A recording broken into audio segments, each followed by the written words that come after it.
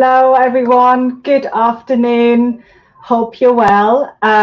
Welcome to Back Chat. Welcome to Jaureguiberry, your Yoga for Scoliosis community.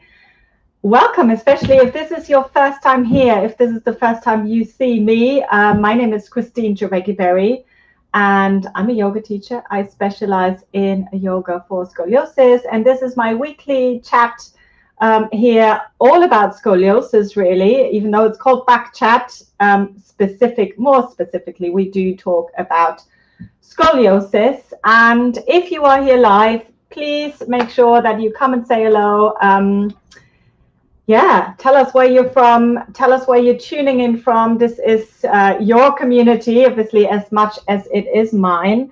And I love when people are connecting and, where we're exchanging what we know, supporting each other, because really that's what this is all about. And this is really why I started my YouTube channel now 4 years ago. And when I decided to dedicate it completely to scoliosis and sharing my practices to begin with, and I shared kind of what I learned on the way, and and then working more and more with students as well, obviously, and always learning more.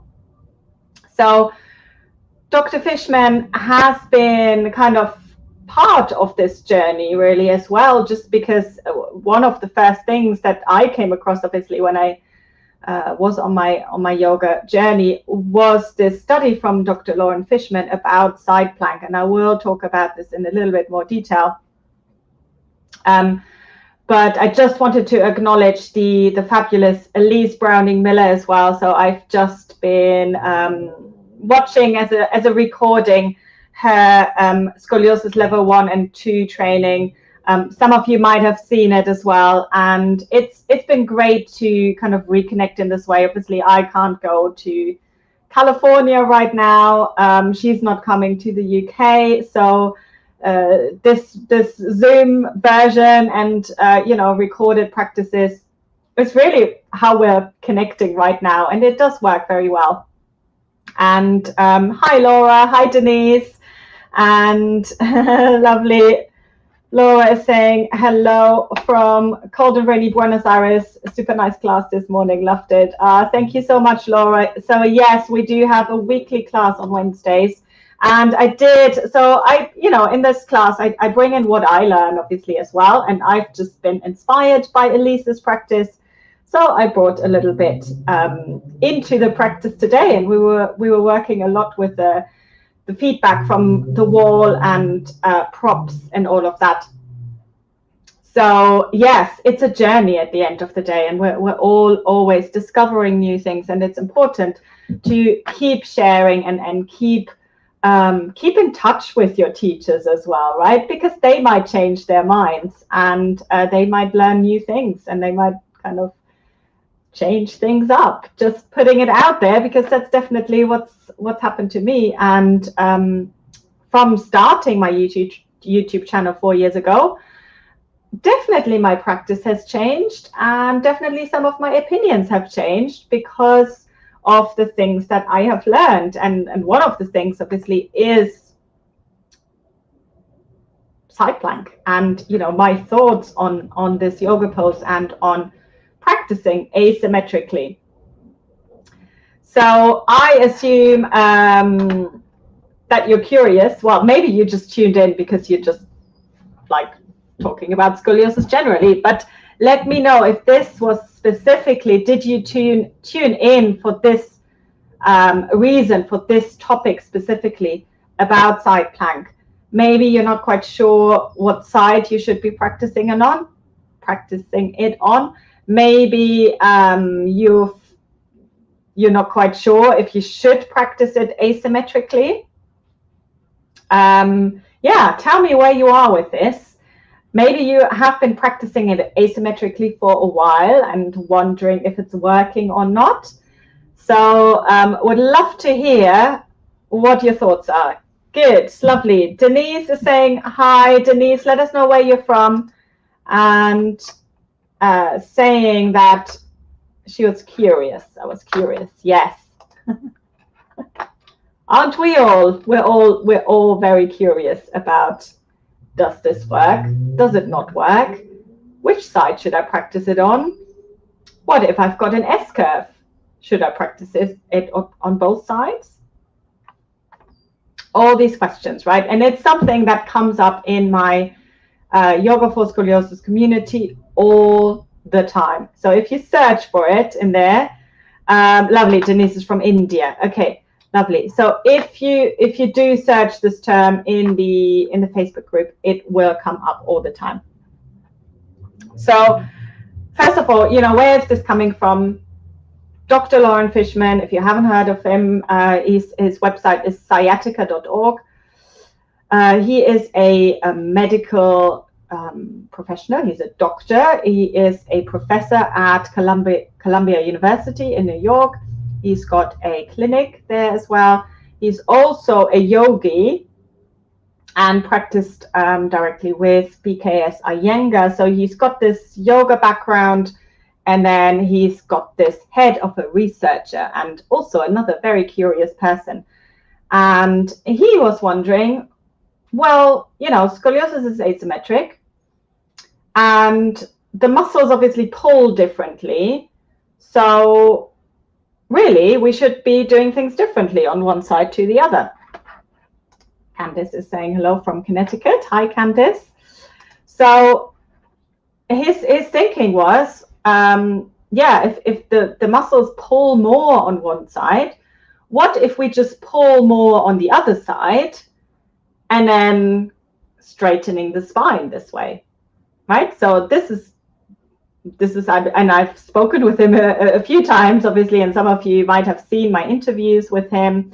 There's a free one here on the YouTube channel. I've got another one, a longer webinar, which you can find on my YouTube channel, where he goes into more detail and different yoga poses for scoliosis. But that's what his thinking was, and he started researching it, and he started basically trying it out on people and having lots of people. And I just had a look on his website. He said he's got 700 people that he's seen over the years with scoliosis, and that have been trying these things. And a lot of them got better. Some of them got worse. Some of them, nothing happened, right? So again, we need to kind of bear this in mind, that this is it's a research study.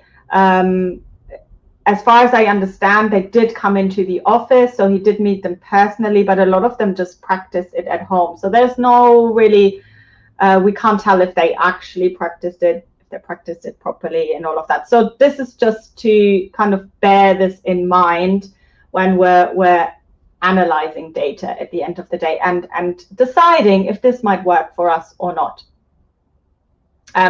So that's the theory. That's what he's trying to prove, that if you practice this pose every day for as long as possible, once a day, then it will reduce the scoliosis curvature. Now, a lot of the people who have tried it were quite young, as far as I know. So a lot of them were children or young adults, and it's for them, it seemed to work really, really well. And a lot of them apparently reduced their scoliosis curvature. And then it also apparently worked for the older ones, not quite as well, but it also did work for them. So this is kind of a summary of Dr. Lauren Fishman's kind of research and his study. And it's great that it's out there, right? It's great that somebody takes an interest in this and obviously tests this out and tries this out. Now, what I have to say on this note is that there are many critics of this type of method.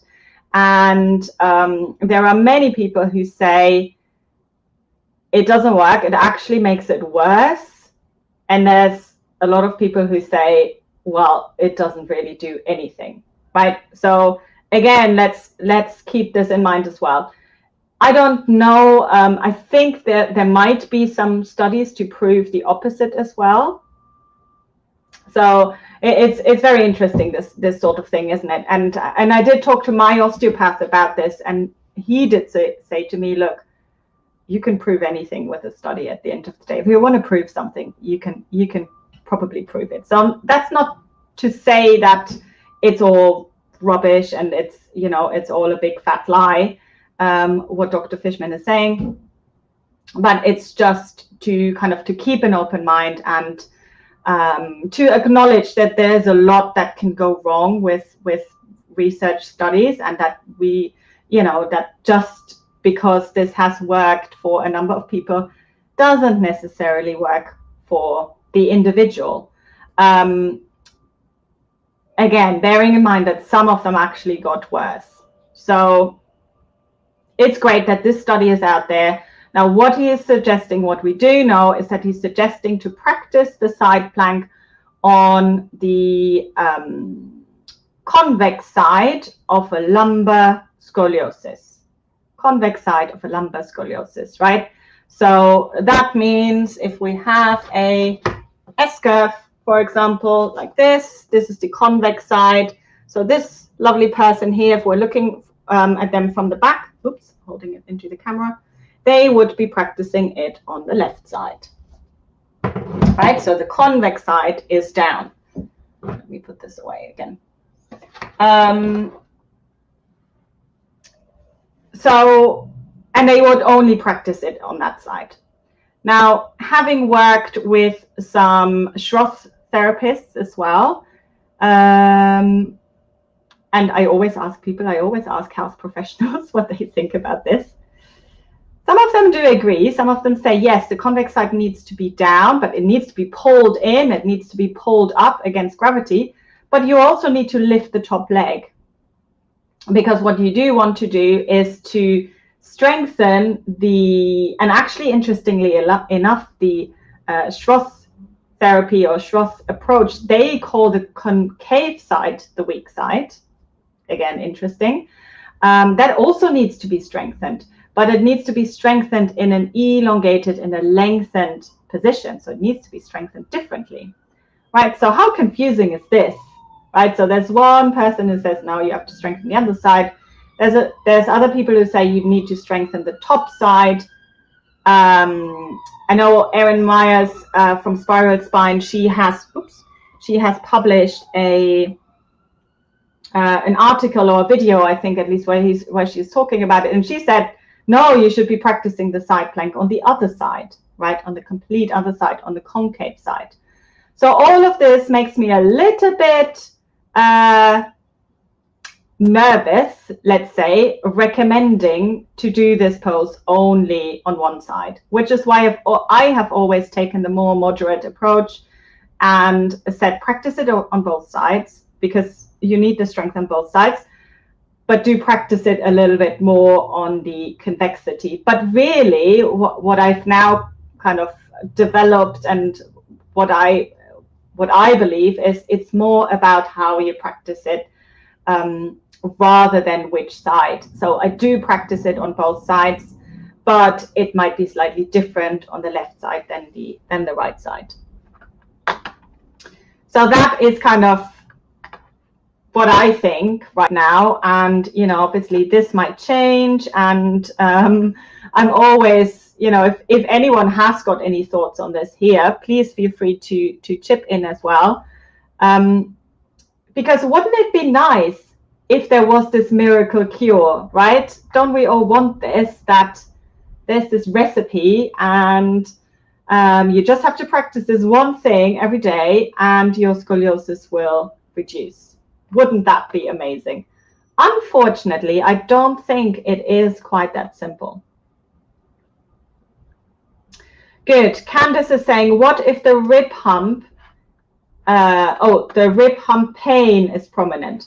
Okay, so this is another thing, right? So the reason Dr. Fishman recommends the side plank is to reduce the curve. To reduce the curve. It's not to reduce the pain, even though he is saying that if you reduce the scoliosis, you also reduce the pain. you know, from a kind of research perspective and pain science perspective, there is no direct correlation between scoliosis and pain. Not saying that scoliosis cannot cause pain, that's not what I'm saying, but it's not the case that the bigger your Cobb angle is, the more you have scoliosis, the more pain you have. That is simply not true. That's simply not the case. And a lot of times, people that have smaller curvatures actually have more pain. So again, because there isn't any direct link, that approach might not be the best. If that's what you're looking to do, and you know, Candice, I completely understand you, because that's what I would like to do. I would like to feel well in my body, first of all. I don't care what my x-ray looks like at the end of the day. I want to have no back pain, and I want to be able to move well and be able to tie my shoes and stuff like that. And you know, now that I'm 40, but also in 20 years and maybe even in 40 years. So if pain is a problem, that would not be my approach. You know, I wouldn't say, again, rib hump, especially rib hump pain, you know, maybe that's even like going into the shoulder, if your shoulder is affected, and then you're also doing the asymmetric pose just on that side, might not be the best approach, right? There might be other things that might be way more beneficial for you to get started with, and maybe finding a little bit more symmetry first of all.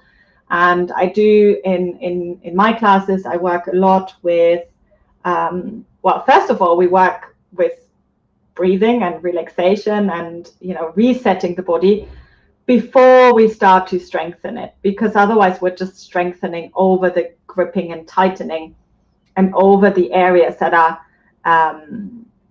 in chronic spasm and in chronic pain. So to me, it doesn't make sense just to then go on and strengthen straight over that, kind of trying to mask it. But no, we kind of want to release that first of all, and then starting to strengthen it. So I'm hoping that this kind of answered your question. I feel that that would not be the best approach. Good. So Laura is saying, as for side planks, I always wonder, what if you realize too late that it did not only didn't work, but it made things worse? Yes, right. I agree, right? And how do you know? Well, fortunately, you know, if you've, and Laura, I know you've got a yoga practice because you come to my class. Fortunately, there's a lot of things that are telling you that it's getting worse, right? And the whole thing that we do in the beginning of the class where we're lying on the back, you get a lot of feedback from that, right? You know when your rotation is getting worse. You can feel when your scoliosis is getting worse. You know, be interested in yourself. You do not need to have an x-ray every six months, even though that is kind of the sign, obviously the obvious sign. There are other things that you can do. And, you know, you can do the Adams forward bend test with a scoliometer. Now, you can't do this on yourself, but a scoliometer is a little device, a little plastic device with a little ball inside, which just basically measures the rotation of the spine.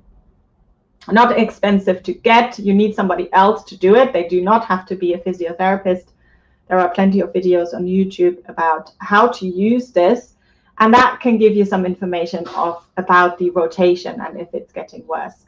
So you're not going to wake up one day and like, oh my God, you know, everything is completely worse, unless you have completely neglected your body, obviously, and you've just been ignoring your scoliosis completely. I would say that's not going to happen, right? It's something that is going to be happening gradually. So, yeah, I think as an experienced practitioner, you kind of know when things are not going in the right direction. And obviously pain is another kind of signal, and it's a good indicator, obviously, that things are not working out so well. And that was kind of my issue with the side plank. So I have a straightforward left lumbar scoliosis, kind of mild to moderate. So I would be a good candidate to just do the side plank on the left side, but I'm not. Because I feel that left side is already, it's tight, it's gripping already. So I don't want to tighten it even more, and I don't want it to grip even more. I do kind of, I agree with that Schroth approach, where they're like, well, you do need to strengthen the other side as well, just in a different position, right? In a lengthened position. So I personally, if I practice side plank, I would do left side, right side, left side. So I do the left side a little bit more than the right, but I'm also really paying attention to my alignment. So when I'm on my left side, I'm really drawing in from that convexity to bring space in that concavity, keeping it open and strengthening it at the same time. But I do feel that both sides of the body deserve some attention. Good. So Denise is asking, is plank good for scoliosis? So plank, as opposed to side plank, is a symmetrical position, obviously. And by the way, I'm not saying side plank is not good. I'm saying side plank is very good, right? But the question is, should you only be doing it on one side? That's the main question. Plank is a very good pose for scoliosis because it's strengthening, right? It's strengthening the whole upper body. It's strengthening the core. It's challenging as well. You know, it gives you something to resist gravity, and it's a great pose, in my opinion. Lovely. So Anna is saying, I have curve on my right side, mainly in the middle of my back. I feel like my right side is shorter. Which side would I give more time? So that's a great question. So to me, it sounds like your curve might be going to the left. So when we talk about the sides of the curve, just to kind of bring this back here, we talk usually about the convexity. So where is it going to means this side. So that would be the left side. Yep.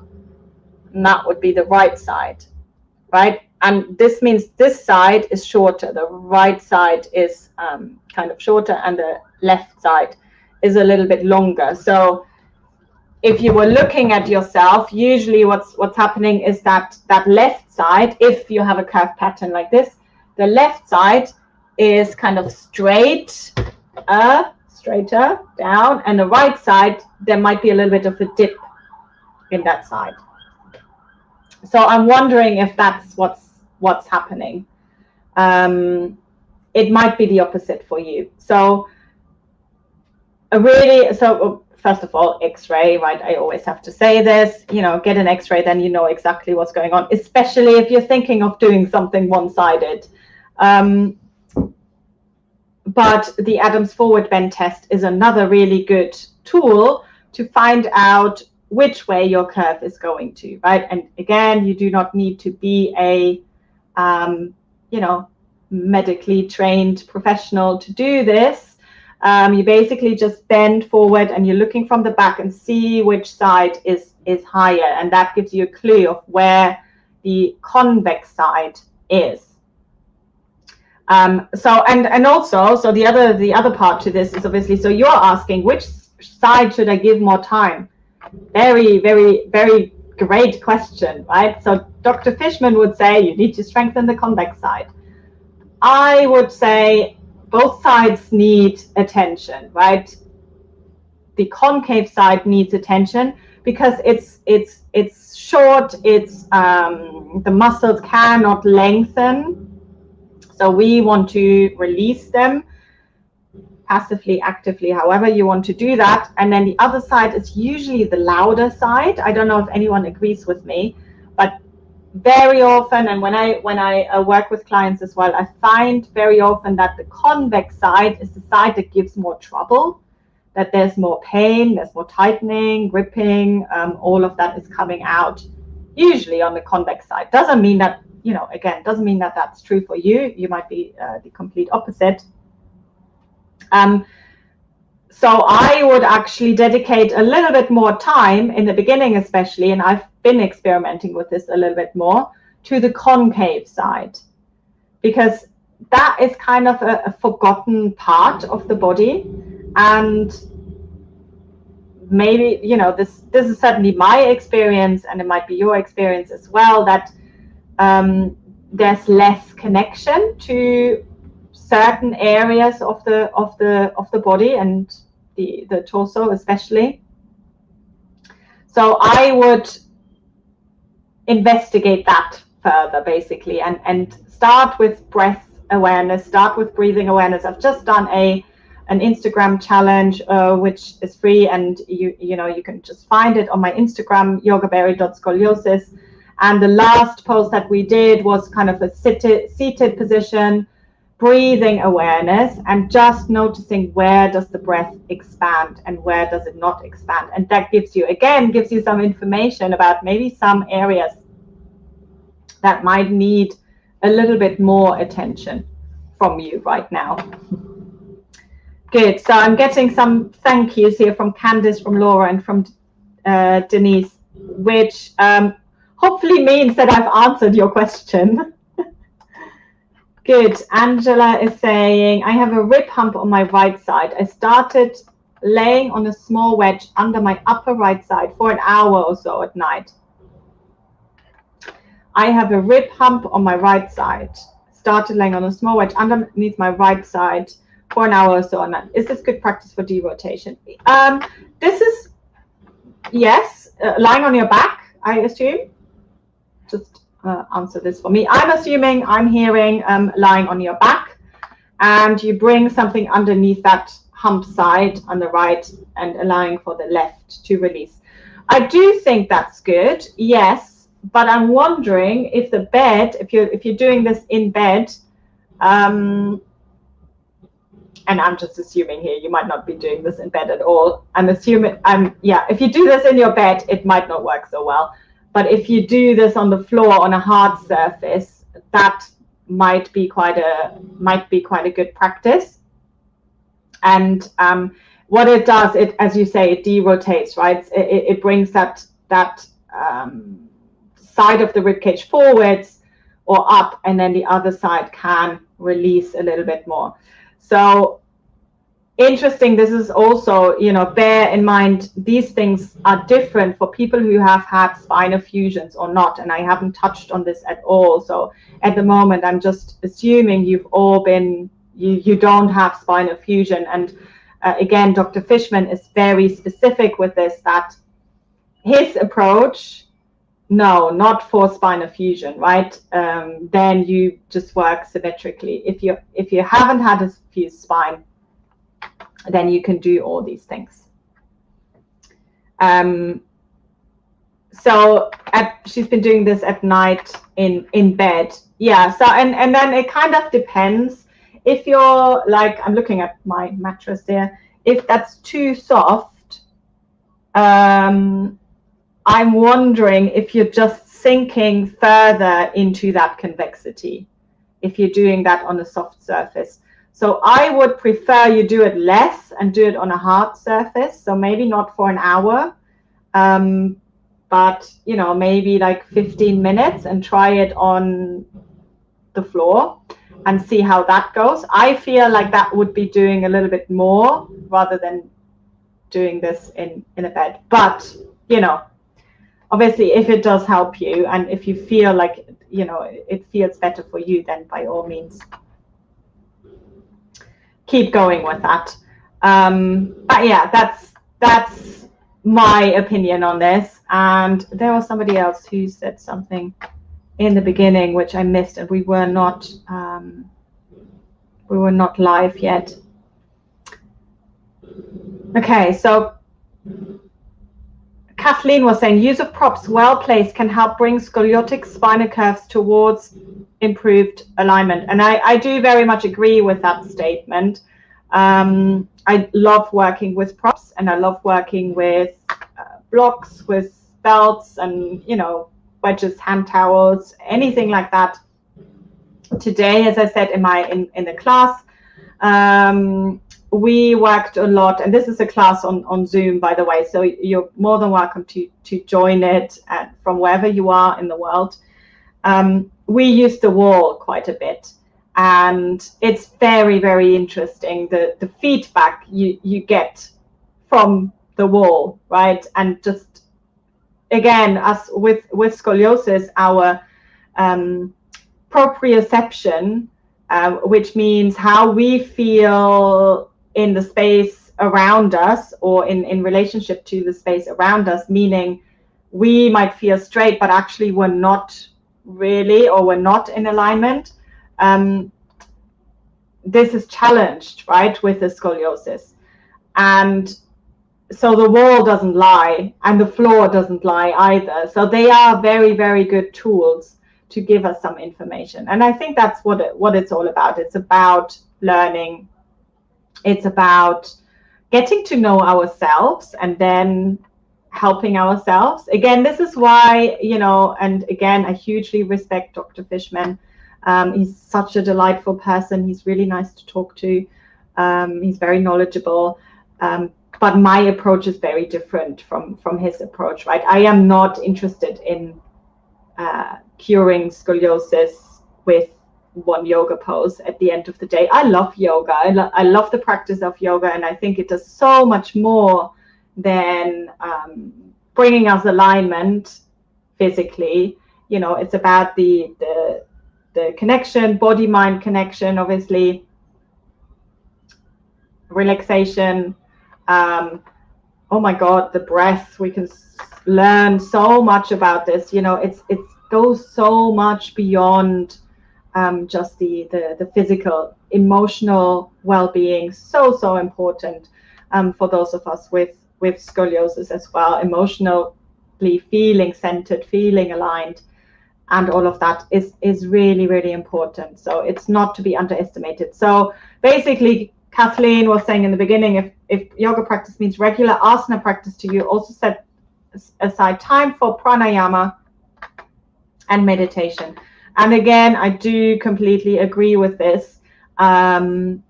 It's not just the physical yoga poses, and this is how yoga is different to other kind of movement practices, possibly from, you know, Pilates or you know, anything like that.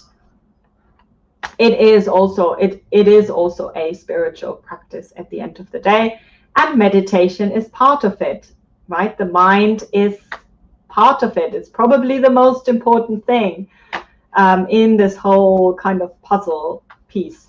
So yes, I do agree with that. And it's not, again, this is why I don't think just one yoga pose is enough for our toolbox at the end of the day. Well, I certainly need a lot more than that. And if I only have time for one yoga pose, you can guess what that might be. Have a guess. If I only have 20 minutes, what am I going to do?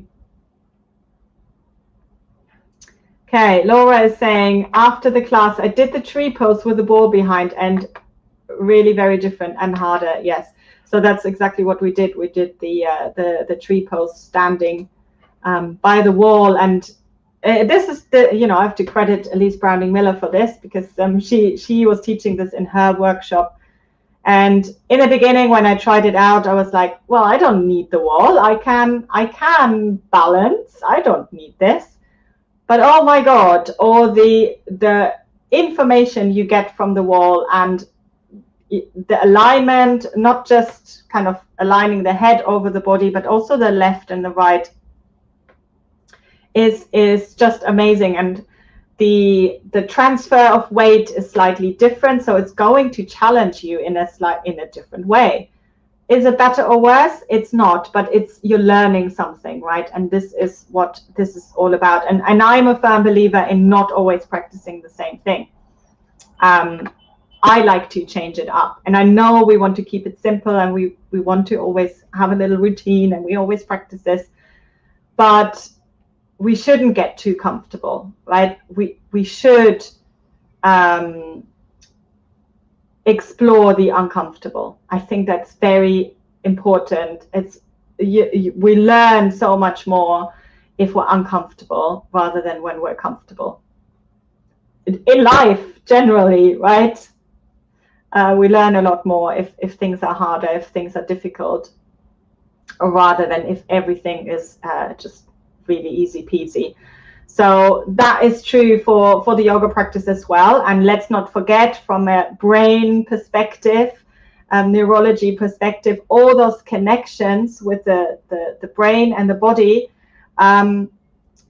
they need to build up, and the ones that are not being used, they disappear, they are forgotten about. Again, this is why we have some forgotten areas in our body, because the connection to the brain is not there. We just simply don't feel them anymore because we haven't used them.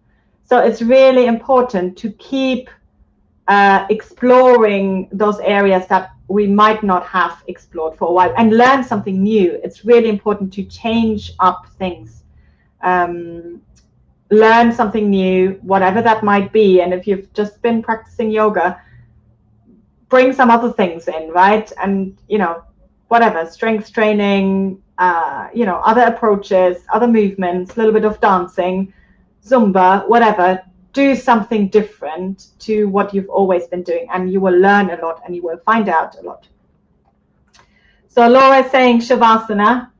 Yay, 10 points for Laura. Exactly. So in my opinion, this is the most important yoga pose. And if I only have time for one yoga pose, that is exactly what I would practice.